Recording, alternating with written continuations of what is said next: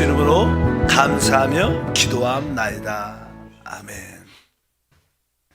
자, 성경 전체적인 개론에 대한 말씀을 나눕니다.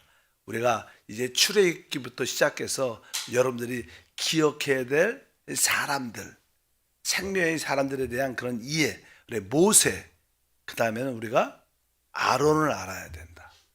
아론 다음에는 이제 여호수아가 이제 가나안 땅으로, 축복의 땅으로 인도하는 여호수아를 통해서 이제 여호수아 시대가 지나고 나서 조금 사사 시대, 좀 혼란의 그런 시대가 오게 됩니다. 그럴 때 사사 시대에 우리가 알다시피 특별히 끝부분에 엘리 대제사장의 그 타락을 보게 되고, 이제 하나님께서 자원하여 하나님께 드린 나실인 서원을 통해서 들어온 사무엘에 대한 말씀을 나눴습니다. 그래서 어제 또 사무엘 이야기했고, 결국 사무엘 그 이후에 하나님께서 세우신 그 왕이 나타나기 전까지 이제 그 다윗의 어떤 가문을 위해서 이제 보아스라는 사람에 대한, 보아스와 룻에 대한 그런 말씀을 나눴고, 그리고 어제 다윗에 대한 말씀을 나눴죠. 다윗은 우리가 알다시피 하나님의 뜻을 행한 사람이었다. 하나님의 뜻을 행한 사람이었다고 말씀을 드렸고, 그래서 그는 하나님 마음에 합한 자였다. 하나님과 한영된 사람이었다. 그래서 그가 바로 그 가나안 땅의, 축복의 땅의 모두 원수를, 대적을 멸하고 드디어 하나님의 왕국, 주님의 나라를 그 땅에 세우기 시작했다. 이렇게 말씀을 드렸습니다. 그래서 우리가 다윗의 왕국, 그런 표현들을 많이 씁니다. 이제 다윗의 최고의 기억해야 될 것 중에 또 하나는, 다윗은 특별히 하나님의 성전에 대한 관심이 진짜 많이 있었습니다. 일단 하나님의 성전의 핵심적인 요소는 하나님의 궤, 언약궤죠. 법궤라고 말하는데, 이 언약궤의 그 당시 상태가 알다시피 사사시대에 블레셋과의 전쟁에서 이 블레셋에게 하나님의 언약궤를 빼앗겼다는, 우리가 이론적으로 이해할 수 없는 하나님의 언약궤를 빼앗겼다는 것은 바로 우리가 하나님을 잃어버렸다는 그런 뜻도 의미가 있죠. 아마 그들은 미신적으로 하나님의 궤를 사용을 했기 때문에 결국 하나님은 블레셋에게 하나님의 언약궤를 빼앗기도록 허락한 것을 우리가 알 수 있습니다. 다시 한번 하나님의 언약궤에 대해서 한번 사무엘상 4장 10절과 11절에 블레셋 사람들이 쳤더니 이스라엘이 패하여 각기 장막으로 도망하였고, 사륙이 심히 커서 이스라엘 보병에 엎드러진 자가 3만 명이었으며 하나님의 궤는 빼앗겼고, 이렇게 말씀합니다. 하나님의 궤는 빼앗겼다, 이렇게 말합니다. 전쟁에 대패를 하게 됐죠. 보병만 죽은 자가 막 3만 명이나, 숫자가 진짜 많죠. 3만 명이나 이스라엘 군인들이 다 죽고, 그 결과 또 하나님의 언약궤를 빼앗겨서 이제 블레셋 사람들이 그 하나님의 언약궤를 가지고 간 겁니다. 특별히 그들이 이제 하나님의 언약궤를 가지고 이제 성경에 쭉 보면 어디, 바로 아스돗이라는 곳에 갖고 가게 됩니다. 근데 아스돗에냐는 블레셋 사람들의 어떤 산당이 있어요. 다곤을 섬기는 다곤 신상이 있는 그 신상에 그 하나님의 언약궤를 이렇게 다곤 신상에 갖다 놔요. 그리고 그 다음날 아침에 가보니까 이 다곤의 신상이 땅에 이렇게 엎어져, 얼굴이 땅에 엎어져 있는 거예요.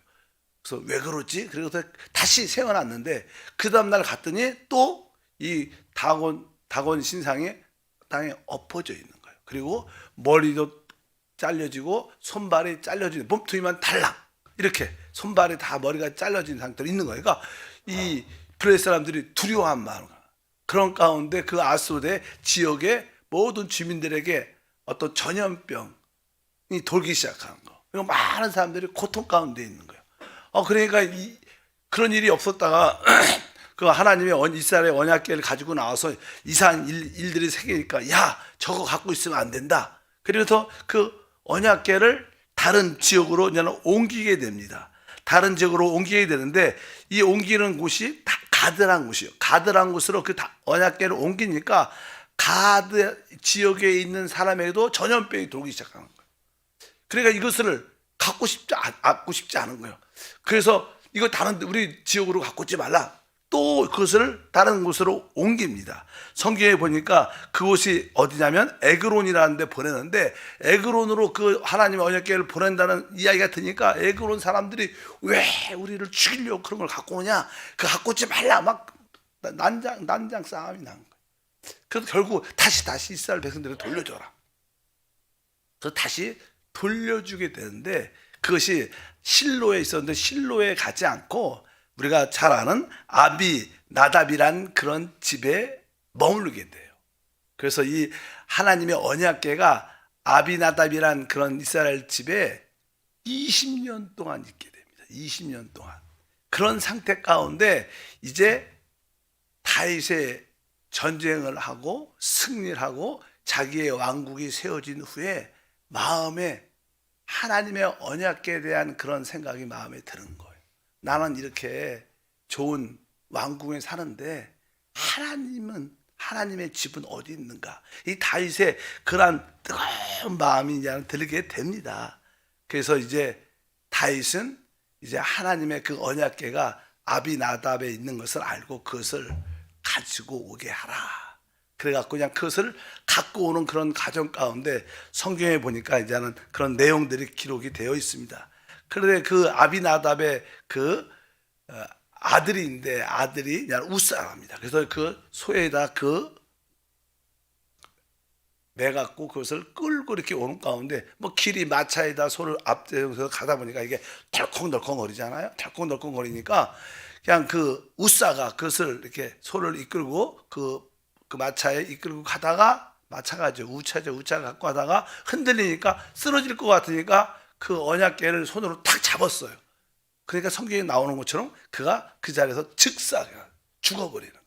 뭐 하나님의 거룩함 때문에 죽었겠죠. 그러니까 사람들이 그거에 대한 두려움이 있는 거예요. 그래서 그것이 다윗의 성전으로 올라갈 계획이었는데 갈 수가 없는 거예요. 그래서 오벤 에돔 집에 머무르게 됩니다. 어떤 누구도 그것을 두려워하는 마음이 있어요. 다윗조차도 그것을 두려운 마음이 있는 거예요. 그걸 가지고 오라고 말을 했는데 갖고 오다가 죽었습니다, 이런 이야기 들으니까 그것이 중간에 에벤 오돔 집에 머무르고 있었는데, 시간이 지나니까 그 집에 한 3개월 정도 성경에 있었는데, 성경은 이렇게 기록됩니다. 사무엘 하 6장 12절과 19절에 보면 이런 내용이 쭉 기록되어 있어요. 어떤 사람이 다윗 왕에게 아뢰어 이르되 야훼께서 하나님의 궤로 말미암아 오벤 에돔의 집과 그의 모든 소유에 복을 주셨다 한지라.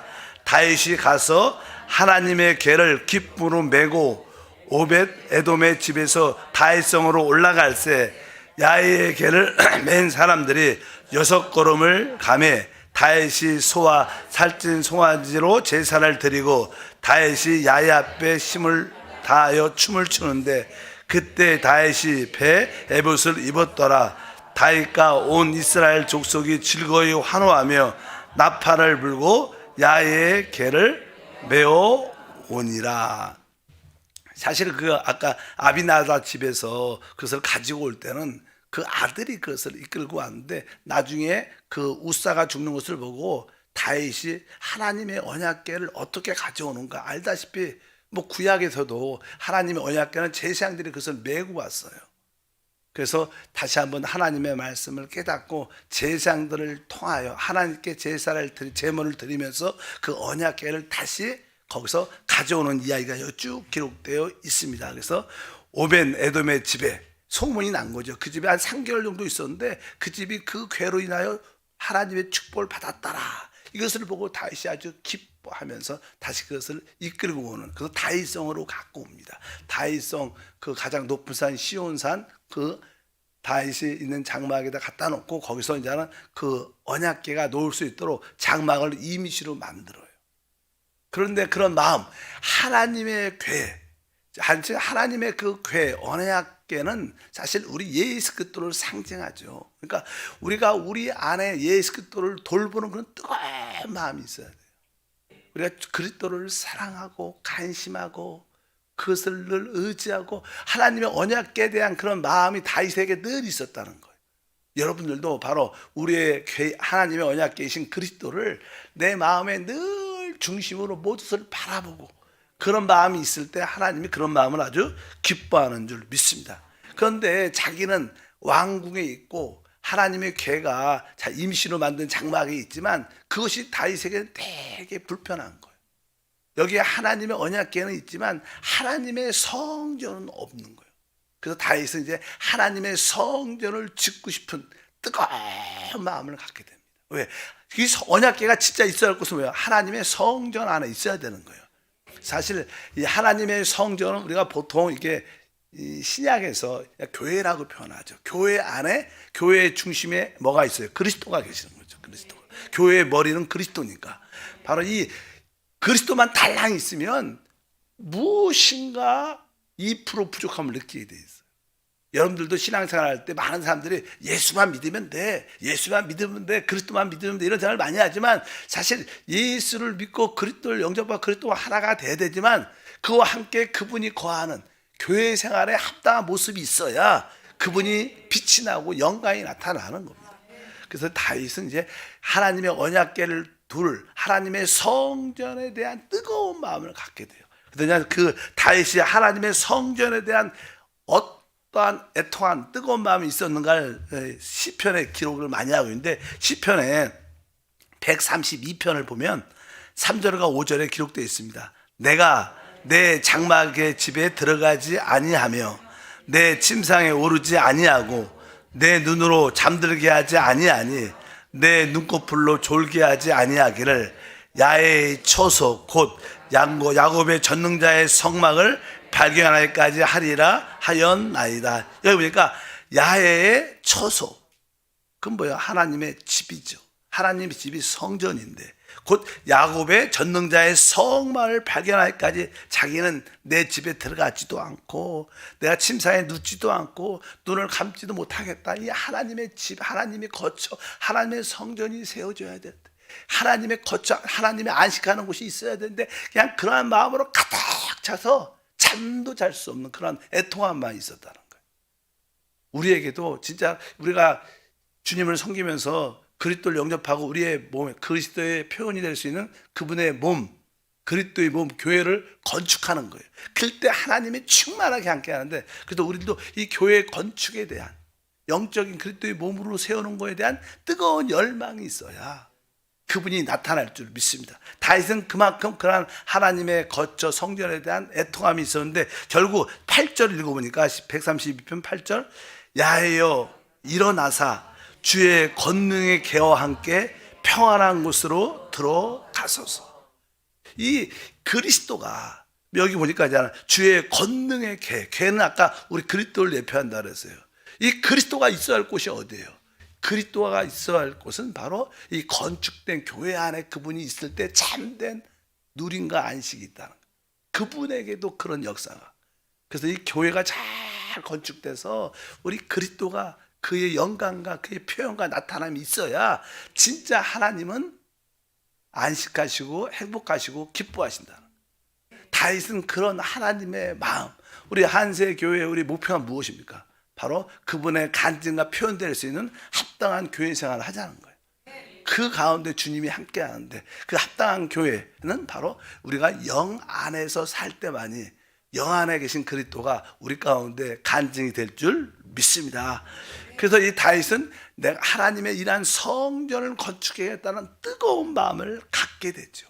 근데 다윗은 전쟁의 사람이라 그 축복의 땅에서 많은 대적을 물리치면서 많은 피를 흘렸기 때문에 하나님이 그것을 허락하지 않습니다. 그래서 너는 많은 피를 흘렸으므로 나의 거룩한 성전을 건축하지 못한다. 그러나 네 아들이 바로 그것을 건축할 것이다. 그리고 그에게 아들을 주셔서 하나님의 그 성전을 건축하게 하는 그런 의미를 말씀을 성경에 말씀을 하고 있습니다. 근데 우리가 하나님의 성전을 지려면 두 가지가 필요하다고 늘 말씀해요. 첫 번째는 성전을 건축할 수 있는 사람이 필요해요. 그리고 성전을 건축할 수 있는 장소가 필요합니다. 그래서 다윗은 성전을 건축하는 사람도 준비하게 되고 다윗을 통하여 하나님의 성전을 건축할 장소를 얻게 돼요. 알다시피 다윗은 영적 두 가지의 어떤 범죄를 갖게 돼요. 알다시피 이 하나는 육신적인 죄, 바로 밧세바와 음행을 통해서 그의 남편 우리아를 죽이는 그러한 죄를 짓게 되고, 거기에 대해서 이제 선지자 갓이 와서 거기에 대해서 아주 강하게 질책을 하죠. 뭐 성경에 여기 뒤에 쭉 기록되어 있습니다. 그래서 그 내용들은 이러한 내용들이에요. 그냥 그 당시 다윗이 왕인데, 왕은 뭐 최고의 실권이죠. 그 당시만 해도 왕이 모든 권력을 다 갖고 있으니까 왕한테 어떤 누구도 말 못하는데, 천사가 갓 선자에게 너 다윗에게 말하라. 그러니까 갓 선자가 이 다윗에게 와서 그냥 말을 합니다. 말을 할 때 다른 말을 하는 게 아니라 나단 선지자를 통해서 말을 하죠. 나단 선지자를 통해서 말을 하는데, 뭐 예를 들어서 어떤 부자가 있고 뭐 가난한 자가 있는데, 부자는 소와 양들도 많다. 근데 이 가난한 자는 그 암양 새끼 하나 있었는데, 그것을 아주 가족처럼 온 가족이 그것을 돌보고 같이 뭐 잠자리도 같이 하고 같이 아주 딸처럼 같이 있었는데, 외부에서 손님이 그 부자한테 온 거예요. 그러면 자기의 많은 소나 양을 잡아서 대접을 해야 되는데, 그 하나밖에 없는 그 가난한 사람의 그 양새끼를 잡아갖고 그 사람을 대접했다는 거예요. 그러니까 다윗이, 그러면 왕이 어떻게 생각해? 다윗이 그냥 그 이야기를 듣고 화를 내면서 아주 나쁜 그런 사람들은 아주 죽여버려야 된다. 그러면서 그런 이야기를 하는데, 바로 그 이야기가 당신이다. 당신에게는 그런 많은 왕비가 많은 사람들이 있는데, 즉 가난하고 나라는 한 사람의 그 아내를 빼앗아서 이렇게 했다. 그러니까 다윗이 그 이야기를 듣고 철저하게 회개를 합니다. 통에 자복하면서 철저하게 시편 51편에 회개를 하고 나서, 근데 그런 그 밧세바와 같이 살려고 그런 가운데 아이를 낳게 되는데, 하나님이 그 아이를 치시죠. 그래갖고 그 아이가 태어났는데 일주일 만에 그 아이가 죽게 됩니다. 그래서 너무나 마음이 상하게 되죠. 그러니까 뭐 다윗도 마음이 상하지만 그 밧세바도 마음이 상해서 애통한 가운데 있을 때, 성경에 보니까 바로 다윗이 그 밧세바와 다시 동참하니까 아들을 갖게 됐다. 근데 그 아들이 바로 누구냐면 솔로몬이었어요. 그러니까 우리가 죄악을 보고 죄를 철저하게 회개하면 하나님은 우리에게 은혜를 주셔요. 진짜 우리는 죄를 질 수밖에 없는 그런 연약감을 가지고 있지만, 그러나 죄를 짓었을 때, 우리 죄가 드러났을 때 그것을 진짜 철저하게 회개하면 하나님은 우리에게 은혜로 그것을 사하십니다. 그 은혜의 산물이 바로 솔로몬입니다. 그래서 그 은혜로 바로 그 솔로몬이 하나님의 성전을 어떻게 해요? 건축하게 돼요. 그러니까 우리가 하나님을 섬길 때 은혜라는 것을 알아야 돼요. 나에게 은혜의 산물이 있어야 그 은혜로 주님을 섬기는 것이다. 그래서 종종 주님은 우리를 많은 실패와 연약함을 드러나게 하는 이유는 은혜를 알게 하시고 은혜로 주님을 섬기게 할 줄 믿습니다. 또 한 가지는, 다윗은 이제 전쟁에 계속 승리하니까 마음에 알게 모르게 교만이 들어가죠. 내가 이러한 모든 전쟁의 승리자로서, 그 이유는 바로 내가 가진 많은 군사가 있기 때문이야. 사단이 그의 마음을 격정시키죠. 그것을 부추겨서. 그래서 인구 조사를 하게 됩니다. 인구 조사의 주된 내용들은, 하나는 바로 내가 얼마나 많은 군인들을 갖고 있는가, 그런 것을 어떻게 소유한 나의 어떠한 가지고 있는 자산을 자랑하기 위한 것이었어요. 근데 그것을 하나님이 기쁘게 여기지 않았습니다. 그래서 하나님이 다윗을 징계합니다. 그래서 다윗은 하나님의 징계를 받아들여 전염병이 3일 동안 돌게 해서, 그 기간에 7만 명이 백성이 전염병으로 죽습니다. 그런 상한 마음을, 애통한 마음을 갖고 있다가 천사가 와서 다윗에게 불러서 천사가 갓 선자에게 너 그 저쪽으로 오르난 타당마당 쪽으로 다윗을 데리고 와라. 근데 그냥 거기에 오르난이란 그 사람의 집 마당에 그 아들들과 같이 일을 하고 있는데, 천사들이 벽 안에 퍽쩍 나타난 거예요. 그래서 두려워가지고 오르난과 그 아들들이 숨어 있었어요. 멀리서 숨어서 보는데 그 왕이 올라오는 거예요. 왕이 올라오니까 바짝 엎드려서 왕이여 어떻게 여기 오셨습니까? 그런 가운데 내가 이 땅에 지금 여기에 주의 천사가 나타났기 때문에 여기서 내가 제사를 드리러 왔다. 내가 이 땅이 필요하다. 그러니까 그냥 뭐 왕이 그 말을 하니까 그러면 이 모든 타작 마당 여기에 소 여기에 모든 기구들 여기에 필요한 모든 거 다 왕에게 드리겠습니다. 이렇게 말을 합니다. 그러니까 다윗이 말하죠. 그렇지 않다. 나는 이것을 그냥 받지 않겠다. 내가 여기에 모든 대가를 상당하게 지불하겠다. 그래서 성경에 보면 바로 금 600세겔을 주고 그 땅을 삽니다. 그리고 거기서 하나님께 제물을 드리니까 그 죽음의 천사가 나타나 그것을 모든 백성들의 전염병을 제거하고 바로 그곳이 바로 다윗의 교만이 처리되고 상당한 대가를 지불하고 그 얻은 땅이 사실 성전, 앞으로 성전이 지어질 땅이 됩니다. 그래서 그 여기에 대한 이야기의 핵심은 이겁니다. 우리가 또 우리 자신이 한번 하나님께 쓰임 받으려면 우리에게 다 교만이라는 게 있어. 교만. 조금만 뭐가 좀 잘 되면 우쭐대고 나타내는 내 자신을 드러내는 그런 모습인데 그것도 전형적인 육신의 모습입니다. 우리의 육체에 관련된 육신의 정욕을 따라 사는 것도 육신이지만 우리의 교만도 또 안에 우리 타락한 사람의 기본적인 모습입니다. 그래서 사람이 하나님께 쓰임 받으려면 내 육신의 부패함뿐만 아니라 우리에게 교만의 영이 있다는 것도 분명히 알아야 돼요. 그것이 하나님께 처리돼야 하나님은 그 사람은 하나님께 쓰임 받는 하나님의 집을 지을 수 있는 자격을 얻게 된다. 그래서 이 다윗은 이 교만의 죄를 처절하게 회개하고 바로 하나님의 성전을 건축할 수 있는 그 땅을 오르만의 타작마당 그 땅을 얻게 돼서 그 땅 위에 솔로몬이 하나님의 집을 건축하는 이야기가 쭉 기록되어 있습니다. 이 의미는 다른 것이 아니라 하나님께서 다윗을 통하여 하나님의 궤뿐만 아니라 하나님의 성전에 뜨거운 마음을 주셨고 그에게 모든 죄악을 사하는 은혜를 통해서 솔로몬과 그의 교만을 철저하게 꺾고 깨닫게 함으로 말미암아 오르난의 타작마당을 얻게 하셔서 하나님의 성전을 짓게 하는 그런 이야기가 쭉 기록되어 있습니다. 그래서 한번 읽어볼까요? 대상의 그 땅을 얻는 이야기가 쭉 기록되어 대상 21장에 보면 26절부터 다윗이 거기서 야훼를 위하여 제단을 쌓고 번제와 화목제로 드려 야훼께 아뢰더니 야훼께서 하늘로부터 번제단 위에 불을 내려 응답하시고 야훼께서 천사를 명령하심에 그가 칼을 칼집에 꽂았더라. 이때 다윗이 야훼께서 여부수 사람 오르난의 타작마당에서 응답하심을 보고 거기서 제사를 드렸으니 그래서 바로 그 오르난의 타작마당이 하나님의 성전이 지어지는 땅이 됩니다. 그래서 이 다윗은 이 두 가지를 다 성전을 건축하는 사람과 성전을 건축할 장소 땅을 다 준비를 시키죠. 그러나 그는 준비만 시키지 그가 짓지 못하죠. 그 짓는 것은 바로 그의 아들 솔로몬을 통해서 진다고 말씀을 드릴 수 있습니다. 그래서 바로 솔로몬을 통해서 우리는 무엇을 또 배워야 되냐. 아까 다윗이 지난 다음에 중요한 사람은 솔로몬인데 솔로몬을 통해서 바로 우리의 죄악의 사하심의 결과가 은혜의 솔로몬이라는 거예요. 우리가 죄악을 철저하게 회개하면 바로 우리에게 평강이라는 은혜를 주시는 주님을 우리는 알 수 있습니다. 그래서 솔로몬은 다른 것이 아니라 바로 평강이다. 그래서 우리가 한번 사무엘하 12장 24절에 이야기하죠.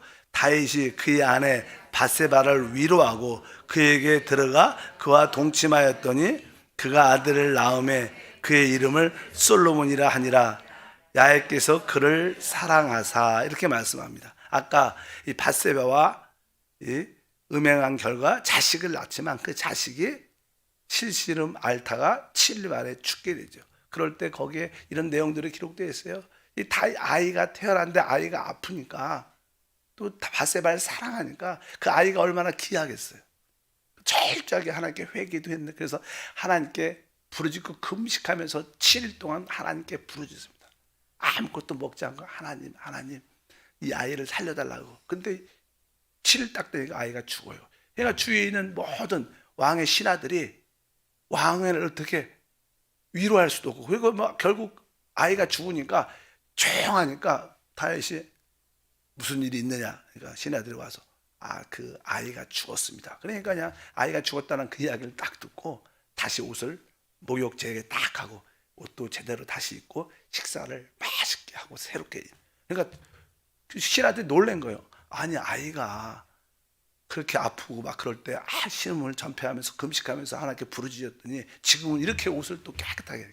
그러니까 다윗이 하는 말에 이제 아이는 하나님께 갔다는 거예요. 아이는 다시 돌아올 수 없더라. 혹시 아이가 죽기 전에는 그래도 내가 하나님께 부르짖으면 하나님이 나에게 국률이 여기서 은혜로 살려줄지 모르지 않느냐. 이미 아이는 갔는데 더 이상 그 아이는 돌아올 수 없다. 그리고 그걸 탁 털고. 그러니까 여러분들이 어떤 일에 대해서 딱 끝났으면 잃어버려야 돼요. 자꾸만 옛날의 생각에 그런 게 붙잡혀갖고 집착해갖고 많은 사람들이 과거에 붙잡혀갖고 실패하는데, 그걸 탁 털고 하나님이 갖고 왔으면 털고 새롭게 시작하는 다윗에 대한 참된 그런 신앙도 한번 볼 수 있습니다. 그리고 나서 이제 보니까 밧세바를 위로하고 동침하니까 솔로몬을 하나님이 은혜로 주신. 그래서 솔로몬 하면 바로 은혜의 산물, 우리가 회개할 때 주시는 은혜의 산물, 여러분 안에 그 솔로몬의 평강이 있기를 축복합니다. 그리고 나서 이제 다윗은 이 솔로몬을 통해서 성전을 건축하게 되죠. 원래 다윗이 이미 하나님께 모든 성전 건축에 대한 식양을 다 계시받았어요. 그래서 자기가 받은 모든 계시를 그 아들에게 다 설명을 했죠. 이렇게 이렇게 성전을 건축하라. 아니, 무게, 길이, 그 자세한 것을 성경을 한번 읽어보면요, 한번 거기까지만 읽고 마치죠. 역대상 28장 11절부터 19절에 보면요, 어떻게 성전을 지라고 자세히 기록되어 있어요. 한번 그냥 길어서 제가 처음과 끝만 적어왔는데 읽어보니까 다윗이 성전의 복도와 그 집들과 그 곡간과 다락과 골방과 속죄소의 설계도를 그의 아들 솔로몬에게 주고, 또 그가 영감으로 받은 모든 것 곧 야훼의 성전의 뜰과 사면의 모든 방과 하나님의 성전 곡간과 성물 곡간의 설계도를 주고, 또 제사장과 레위 사람들의 반열과 여호와의 성전에서 섬기는 모든 일과 야훼의 성전을 섬기는 데 쓰는 모든 그릇의 양식을 설명하고, 뒤에 보면 계속 어떤 그 무게, 크기에 대한 설명도 쭉 기록되어 있는데 마지막 19절에 이렇게 써 있습니다. 다윗이 이르되 야훼의 손이 내게 임하여 이 모든 일의 설계를 그려 나에게 알려주셨다. 그러니까 하나님의 성전이 지어지는 것은 사람의 생각으로 지어지는 게 아니에요. 하나님의 계시의 식양을 따라 모든 것이 보여줘서 그것을 다윗이 받고, 그것을 이제 자기는 짓지 못하니까 자기 아들에게 설명을 자세하게 해줍니다. 그래서 우리가 하나님의 이 교회를 세운다는 것도요, 하나님의 계시에 따라 교회가 세워지는 거예요. 그냥 내가 은혜 받고 내가 열심히 하면 되지, 이런 뜻으로 교회를 막 하면 사실 힘들어지는 일도 실제로 많아요. 그래서 우리가 하나님의 교회를 세우는 것에 대해서, 또 하나님 교회에서 봉사하는 것에서 영적인 분별력과 지혜와 계시가 필요하다. 그래야지 하나님께 참된 만족과 기쁨을 올릴 수 있고, 하나님도 기뻐하고 결국 우리들도 그 누림을 가질 수 있는 그런 은혜와 축복이 함께 합니다. 하나님 다시 한번 다윗을 통해서, 솔로몬을 통해서 하나님의 역사를 봅니다. 다윗을 통해서 알아야 할 것, 솔로몬을 통해서 알아야 할 것을 우리가 체험케 도와주시고, 또 그 체험을 믿음으로 적용하여 주를 섬기게 하옵소서. 주 예수 이름으로 기도합니다. 하늘에 계신 우리 아버지여, 이름이 거룩히 여김을 받으시오며 나라가 임하시오며 뜻이 하늘에서 이루어진 것 같이 땅에서도 이루어지리라. 오늘 우리에게 일용할 양식을 주시옵고, 우리가 우리에게 죄 지은 자를 사해 준 것 같이 우리 죄를 사하여 주시옵고, 우리를 시험에 들게 하지 마시옵고 다만 악에서 구하시옵소서. 나라와 권세와 영광이 아버지께 영원히 싸움나이다. 아멘. 기도하겠습니다.